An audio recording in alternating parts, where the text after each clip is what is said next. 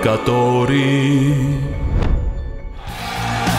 გერმანიაში ერთ-ერთი ყველაზე პრესტიჟული მუსიკალური პრემიის Echo Awards-ის დაჯილდოება გაიმართა, სადაც როკ ალტერნატივის ჟანრში საუკეთესო ჯგუფად ავსტრალიური ბენდი AC/DC დასახელდა. თავად მუსიკოსები ცერემონიას არ ესწრებოდნენ. ისინი ლოს-ანჯელესის სტუდიიდან მიესალმნენ საზოგადოებას და მადლობა გადაუხადეს. ამჟამად ჯგუფი AC/DC მსოფლიო ტურნესთვის ემზადება, რომელიც ახალი ალბომის Rock or Bust-ის მხარდასაჭერად გაიმართება. გასტროლები კალიფორნიის შტატში კოაჩელას ფესტივალზე დაიწყება. მაისიდან კი ევროპაში გადაინაცვლებს.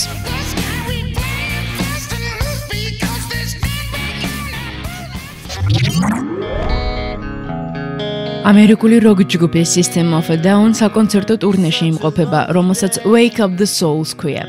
And it's mine, the most loneliest day of my life.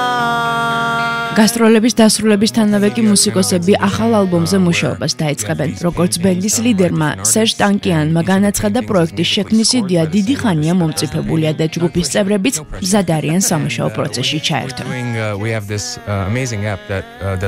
ვოკალისტის თქმით, მან უკვე დაწერა რამდენიმე ახალი სიმღერა, რომელსაც კოლეგებს გააცნობს და იმ შემთხვევაში თუ მათ მოწონებას დაიმსახურებს, ჩაწერის პროცესს მალევე შეუდგებიან. ჯგუფ System of a Down-ის ბოლო სტუდიური ალბომი Hypnotize 10 წლის წინ გამოიცა.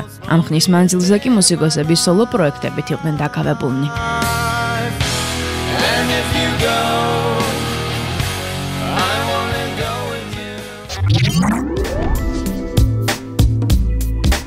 ცნობილი ნორვეგიული ელექტროპოპ ბენდი Ahas ვებგვერდის ცნობით ჯგუფი კვლავ გაერთიანდება. მუსიკოსები სექტემბერში რიო-დე-ჟანეიროში ჩავლენ, სადაც ფესტივალის Rock in Rio's 30 წლის იუბილე აღნიშნება.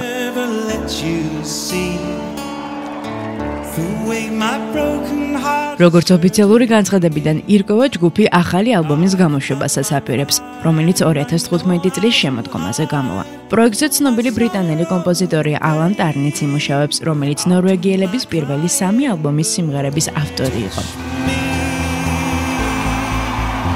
ჯგუფის გაერთიანება სამუდამო არ იქნება. ვოკალისტის მორტენ ჰარკეტის თქმით, მუსიკოსების თანამშრომლობა ერთჯერად ხასიათს ატარებს. ისინი მხოლოდ ერთი საკონცერტო ტურნეს გამართვას და ერთი დისკის გამოშვებას გეკმავენ.